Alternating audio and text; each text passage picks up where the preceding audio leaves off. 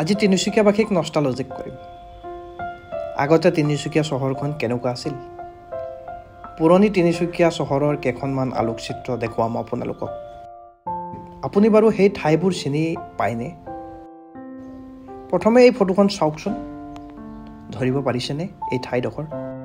এইখনে হৈছে পুৰণা ৰেল ষ্টেচনৰ কাষৰ ঘাইপথটি। এতিয়াও ধৰিব পৰা নাইনে? যদি ধৰিব পৰা নাই, বৰ্তমানৰ অন্য এখন ফটো দেখাওঁ বলক। নিশ্চয় এতিয়া ধৰিব পাৰিছে আপুনি ফটোখন চোৱাৰ পাছত।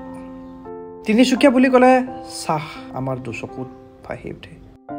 এই চাহৰ খেতিও কিন্তু তাহানিৰ অবিভক্ত ডিব্ৰুগড় জিলাৰ চাবুৱা চাহ বাগিচাত হৈছিল।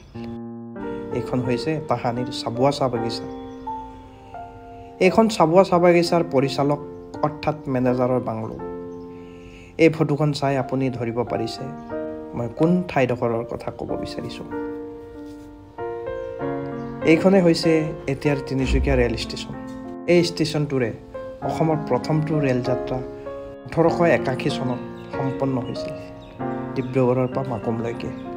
তিনিচুকীয়া বুলি ক'লে এটা আধ্যাত্মিক ভাৱধাৰাও আমাৰ মনত জাগ্ৰত হয়। আধ্যাত্মিক বুলি ক'লে টিলিঙা মন্দিৰৰ ছবিখন আমাৰ দুচকুত প্ৰতিফলিত হয়। আপোনাৰো নিশ্চয় মন গৈছে তাহানিৰ টিলিঙা মন্দিৰৰ আলোকচিত্ৰ কেনেকুৱা আছিল চাবলৈ।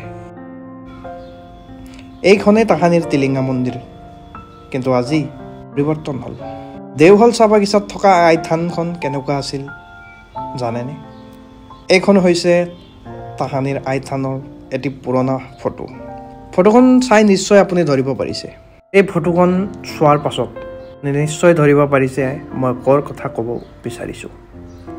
আপোনাৰো নিশ্চয় জানিবলৈ মন গৈছে চাগে আগতে ধলা শদিয়া দলংখননো কেনেকুৱা আছিল।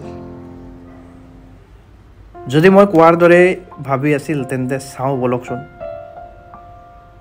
এইখনে হৈছে তাহানিৰ ধলা শদিয়া দলং। পিছে এতিয়া সকলো সলনি হ'ল। ডুমডুমা মহাবিদ্যালয়খন কেনেকুৱা আছিল জানেনে? নাজানে। এইখন ডুমডুমা মহাবিদ্যালয়ৰ এখন বিশেষ ফটো।